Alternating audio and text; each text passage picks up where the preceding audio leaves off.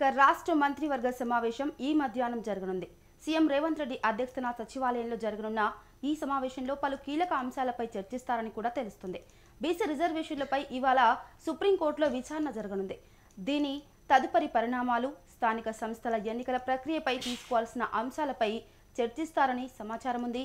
ఇక మంత్రి కొండా సురేఖ వ్యవహారంతో పాటు మెట్రో రైల్ విస్తరణ, ప్రభుత్వం స్వాధీనం చేసుకునే అంశం, రైతు భరోసా, నీటిపారుదల ప్రాజెక్టుల పురోగతిపై కూడా ఇవాల్టి కేబినెట్లో చర్చిస్తున్నట్లు తెలుస్తుంది. ఇక మంత్రివర్గ సమావేశానికి సంబంధించిన పూర్తి వివరాలు మా input editor Ramulu news room నుండి లైవ్ ద్వారా అందిస్తారు. చెప్పండి రాములు, ఇవాల్టి కేబినెట్ మీటింగ్ ఎజెండా ఏంటి అసలు?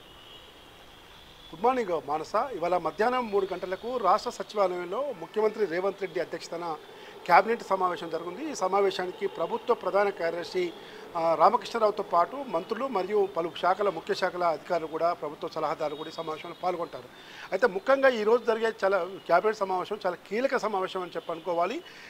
ఇప్పటి వరకు కూడా రాష్ట్రంలో అధికార పాలన పరంగా కొన్ని పరిణామాలు జరిగితే వితిన్ ద రాష్ట్ర మంత్రివర్గంలోనే చాలా కీలక పరిణామాలు చోటు చేసుకు ఉన్నాయి. ముఖ్యంగా మంత్రుల మధ్య సమన్వయలేమితో పాటు విభేదాలు, విమర్శలు, ఆరోపణలు రచ్చకెక్కాయి, బహిర్గతమయ్యాయి. ఒకరిపై ఒకరు విమర్శలు చేసుకోవడం, బహిరంగంగా వ్యాఖ్యలు చేసుకోవడం వంటి పరిణామాలు చూసాం. ఇటీవల మంత్రులు పొన్నం ప్రభాకర్, అడ్డూరు లక్ష్మణులు, వివేకుల మధ్య జరిగిన సంభాషణ పెద్ద ఎత్తున ఆడియోలు, వీడియోలు వైరల్ అయ్యాయి. తర్వాత దాన్ని హైకమాండ్ రంగంలోకి దిగి దాన్ని సమన్వయం చేసి సర్దిద్దే ప్రయత్నం చేశాయి. కానీ తాజాగా మంత్రి కొండా సురేఖ వ్యవహారం మాత్రం రాష్ట్ర ప్రభుత్వానికి ఒక తలనొప్పిగా మారింది. ఈ మంత్రి కొండా సురేఖ వ్యవహారం అనేది రాష్ట్ర కాంగ్రెస్ పార్టీ హైకమాండ్ కూడా తలనొప్పిగా మారిందని చెప్పి అనుకోవాలి. మంత్రి కొండా సురేఖ ఛాంబర్లో పనిచేస్తున్న ఓఎస్డీ సుమంత్ను ఇటీవల రాష్ట్ర ప్రభుత్వం ఓఎస్డీగా తొలగించింది. తాజాగా రాష్ట్ర ప్రభుత్వ ప్రధాన కార్యదర్శి కూడా రామకృష్ణరావు ఓఎస్డీకి సంబంధించిన రికార్డ్స్తో పాటు మంత్రుల దగ్గర ఉన్న రికార్డులు అన్నీ కూడా స్వాధీనం చేసుకోవాలని చెప్పి ఇప్పటికే ఆదేశాలు జారీ చేశారు. అయితే మేడారం టెండర్లలో పొంగులేటి శ్రీనివాసరెడ్డికి ఏం పని అని చెప్పి మంత్రి కొండా సురేఖ మాట్లాడటం, ఇదంతా కూడా నేను ఒక బీసీ మహిళా మంత్రిని కాబట్టే కొన్ని వర్గాలు నా పైన కుట్రలు పండుతున్నాయని చెప్పి విమర్శలు చేసింది.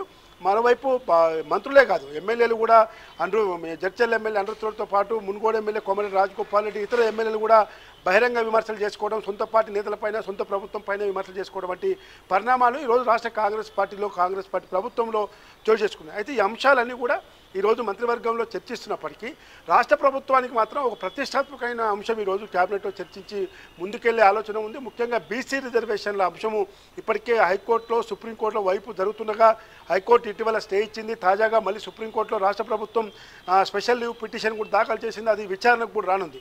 ఈ విచారణ నేపథ్యంలో సుప్రీంకోర్టు తీర్పు పైన రాష్ట్ర ప్రభుత్వం గంపెడు ఆశలు పెట్టుకుంది. ఇతర ప్రతిపక్షాలకు సమాధానం చెప్పేందుకు కూడా సిద్ధమవుతుంది.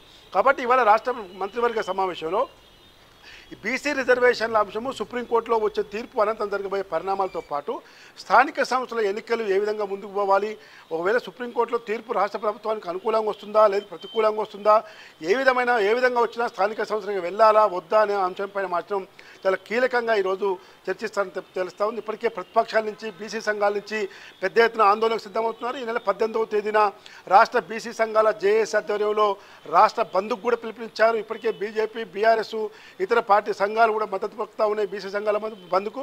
కాబట్టి ఈరోజు క్యాబినెట్లో ఈ అంశాలపైన మాత్రం చాలా కీలకంగా వ్యవహరిస్తారని చెప్పి, చర్చిస్తారని చెప్పి కూడా తెలుస్తూ ఉంది. మరోవైపు రాష్ట్ర ప్రభుత్వం ఇప్పటికే మూసీ ప్రాజెక్టు నిర్మాణం చేపట్టడంతో పాటు మెట్రో రైలు ప్రాజెక్టు ప్రభుత్వం స్వాధీనం చేసుకుంటుంది. ఆ 2వ దశ నిర్మాణ పనులకు కూడా త్వరలో టెండర్లు పిలవాలి, DPR తయారు చేయాలని చెప్పి తెలుస్తూ ఉంది. దీంతోపాటు నీటిపారుదల ప్రాజెక్టు సంబంధించిన అంశం చాలా కీలకంగా ఉంది. ఇప్పటికే కాళేశ్వరం ప్రాజెక్టు నిర్మాణం జరిగిన ఏదైతే కూలిపోయిందో దాన్ని మెట్రో పియర్స్ని రిపేర్ చేయించాలని చెప్పి వైపు ప్రభుత్వం ఆదేశాలు చేసింది. తర్వాత పాలమూరు రంగారెడ్డి, తర్వాత SLBC, తర్వాత ఇలాంటి దేవాదుల సీతారామ ప్రాజెక్టుకు సంబంధించిన ఇలాంటి ప్రాజెక్టు పురోగతి పైన కూడా చర్చించాలని చెప్పి రాష్ట్ర ప్రభుత్వం ఈరోజు కీలక సమావేశం తీసుకునే అవకాశం ఉంది. దాంతోపాటు ముఖ్యంగా రైతు భరోసా ఏడాదికి 15,000 ఇస్తామని చెప్పి ఇప్పటికే 12,000 ఇస్తున్నారు.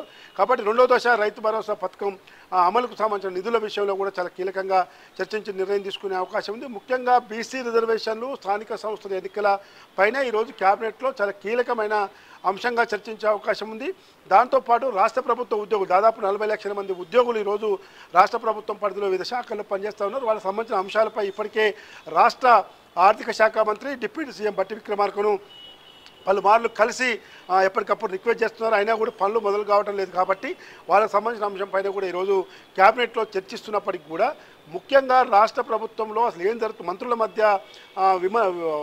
విభేదాలు, తాజాగా మంత్రి కొండ సురేఖ వ్యవహారంపై మంత్రి ఉత్తమ్ కుమార్ రెడ్డి స్వయాన ముఖ్యమంత్రి రేవంత్ రెడ్డికి ప్రభుత్వానికి ఫిర్యాదు చేయడం, నిన్న రాత్రి నుంచి కూడా మంత్రి కొండ సురేఖ నివాసం వద్ద జరుగుతున్న టాస్క్ ఫోర్స్ పోలీసుల దాడులు కానీ, తాజాగా ఇప్పుడు మంత్రి కొండ సురేఖ మినిస్టర్ క్వార్టర్స్లో ఉన్నారు, తర్వాత జూబ్లీ హిల్స్లో నా నివాసంలో, తర్వాత హన్మకొండలో నా నివాసంలో కూడా పోలీసుల సోదాలు, సుమంత్ మంత్రి కొండ సురేఖ వద్ద ఉన్నారని చెప్పి పక్క సమాచారంతో వెంటాడుతున్న వైనం మనం చూస్తూ ఉన్నాం. కాబట్టి ఇవాళ రాష్ట్ర క్యాబినెట్ సమావేశంలో ఈ మంత్రుల విభేదాలు, కొండ సురేఖ వ్యవహారం ఒకవైపు ఉన్నప్పటికీ కూడా బీసీ రిజర్వేషన్ల అంశము, సుప్రీంకోర్టులో ఏదైతే తదుపరి పరిణామాలు, స్థానిక సంస్థల ఎన్నికలు వంటి అంశాలపైనే కీలకంగా చర్చించే అవకాశం ఉంది. మానస, బులెటిన్లో షార్ట్ బ్రేక్ తీసుకుందాం.